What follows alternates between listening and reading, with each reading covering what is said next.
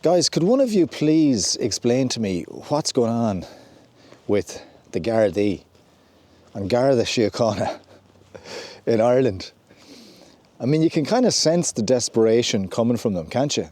It seems to be a bit of a struggle for them to recruit, and they're resorting to measures that mightn't have been a thing in the past, let's be honest. It's like as if they've been attacked by the woke virus. Keep up with the new Ireland, the new woke Ireland. Why does it have to be, like everything else we see now in Ireland, why does it have to be this way? I hear they need 800 and 400 staff. Am I correct in saying that? Why is that? Why do we need so many new guards? I thought crime was going down. Isn't that what the leftists are saying? Sure, crime has never been lower. And I don't believe that. I think it's worse. If crime has never been lower, surely everybody would want to be a guard. Because years ago, everybody did want to be a guard, including myself. And it wasn't that easy to become a guard. It was a prestigious career. It was an admirable career. People would look up to the guards. How do I know that? Because I witnessed it, because my dad was a guard. He was a detective in the crime office in Galway for 40 years. We all wanted to be guards. A lot of us did. I did anyway. And we were terrified that we wouldn't make the cut, quite literally, in terms of height, because they had that cut-off point, the 6 foot mark, in which if you were under 6 foot, you couldn't be a guard. Imagine that. It seems crazy now. But that was it. And I remember when I was a teenager and I was growing, you know, I was like saying to myself, like, please be over 6 foot, please be over 6 foot. And I was in the end. You also had to speak a bit of Irish as well, I do believe. So I mightn't have done as well in that. But that was back in the day, years ago. So it's very, very different now. And they seem to be really desperate to recruit. So there was that job fair for refugees up in Croke Park. And then a friend of mine sent me a video. He says, you got to see this. And it was a video of a Garda in a mosque asking Muslims to recruit for the guards. And I watched the video and he was addressing the group of Muslims. And I just couldn't help but think that it was just really kind of desperate. There was something sort of desperate about it, how, you know, the Gardaí have kind of sank a bit.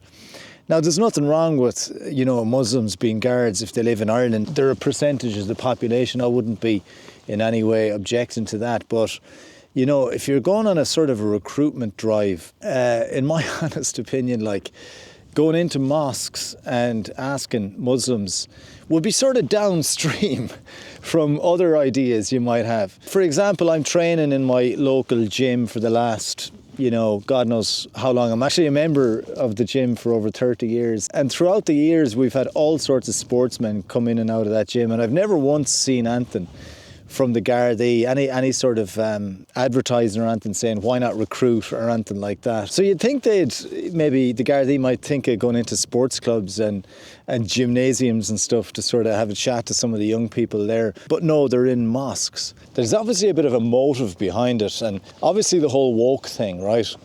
Pressure for Ireland to become as bloody woke as possible, and we're doing a good job of it. We're definitely a contender for the woke Olympics. But there's also the fact that, I think the average Muslim in Ireland is just probably less likely to become a guard than, we'll say, your average Irish Joe. Now, you can say I'm generalising there, but that's just an honest opinion. I just think that it's just less likely. A Muslim young lad is just less likely. But there's also now the fact that, you know, there's a growing presence of Islam in Ireland, at a fairly rapid rate. And they kind of, they know that they're going to be dealing with more and more Muslims on a daily basis. I mean, let's be honest, there's plenty of cases we see in the UK, isn't there? So that's going to be more and more likely a thing in Ireland. So having, followers of Islam within the force, oh, they're on our side, you know what I mean? You're one of us. There's an element of that to it. I just think that could be one of the reasons. And in the latest mosque video of Garda recruitment, which is even more pathetic than the other one I saw, I literally heard probably one of the most ridiculous statements that I've heard in a long time. And the guard actually said that Gardaí cannot all be Irish. We cannot all have male and female Irish guards.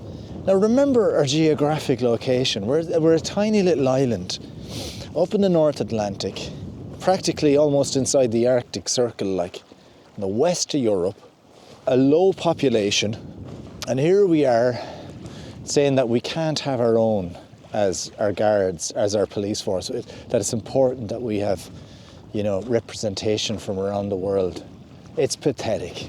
So yeah, their minds have been diseased with the woke virus, as far as I'm concerned. Imagine the police force over in Algeria doing a recruitment talk saying we can't all have Algerian police. If you're wondering where I am, I'm on Ballyloughan Beach. And just straight up that road, in a straight line, take a tiny little... Actually, you can see it from here. Way off in the distance there is the new Garda barracks, or the Garda West of Ireland headquarters. I'm not even that sure what it's called, to be honest. How you doing? No, you're grand, yeah. Very friendly dog. Yeah, she is. So I needed some documentation sorted, and you know the way you need to go into the Garda barracks. I made the mistake of going in there into the new building. There's nobody about, and the band Garda came out to me at the desk, and she kind of looked at me and she said, "Are you okay?" And I was like, "Oh, I need this," But she was kind of really asking me, like, "Are you okay? What are you doing here?" So she sent me elsewhere. I think I went into Mill Street. But back in the day, my dad was based in Mill Street, and I used to go in there to the Garda barracks. They had a snooker table in there. I would play snooker when I finished school and wait for Dad to finish up. He used to be in the office mostly as he got older. So I have very fond memories of the guards. The lads were a jovial bunch. And a lot of my friends, had guard in school and stuff, had guard dads as well. It was a sort of a connection there. So the height restriction thing and, women being on the force and stuff, some people think that women shouldn't be out and about on the streets. I'll get to that in a second, but let me talk about the height thing first. A couple of years ago, I came across a guy trying to break into cars late at night near where I live. And I called the guards. And it turns out anyway that they were already alerted by somebody else and that they were in the area. But what I did was I ended up giving my number, and the guard that was in the car, well, one of them, rang me. So I actually located the perp. There's an American word for you. The perp. So a guard came out of nowhere and he had a baton in his hand, a bit like what I have here. This is going back a couple of years. And he went up to the guy, and the guy now that was the crook, he caught him, right? I was there as well, witnessed all of it. And he threatened to batter the absolute shite out of your man. And I was very impressed at how physically tough this Garda was. And I ended up giving a statement. I actually met that guard a few times after, but I noticed one thing about him. He was only about 5'9". He was very small. Well, not very small, but not tall. So I was kind of left thinking to myself that, back in the day, that guy wouldn't have got into the guards. So that would have been a little bit unfair because he was pretty good. This is amazing down here. It's dead calm now in at this side of Ballyloughan Beach. And if I walk up that way, I'm going to come out by the army barracks. So to be a guard, you need to be a tough guy, really, to be a good guard. That's if you're out dealing, with crime on the street. And you'll see more and more female guards doing that. And yeah, we've all seen the videos of the female guards being sort of, just not being physically up to it. And when you get a violent person, they don't really seem to care. There seems to be more and more people on the street that don't seem to have any boundaries when it comes to punching women. So female cops are getting into a lot of sticky situations. But if I'm honest, I think the Band Garda have a role. I definitely don't disagree with Band Gardas being, on the street. I think there's times when the presence of female guards is very much needed and better than guys. I'm not going to lie. Anytime there's family disputes and children involved, I think female guards let's be honest. Do you see this? Oh, nearly fell there. See this rock here ahead of me? Back in the 1980s, we used to actually put our towels on that and lie on that rock. And you would sort of lie at an angle and face the morning sun, which would usually rise kind of that way out there. So it's changed now, being a guard. It's no longer the desirable, secure career that so many people wanted back in the day, you know, back in the 80s and 90s. You know, and parents used to be proud of their kids if they were a guard, you know. They'd want their daughters to shack up with a fine big strapping guard.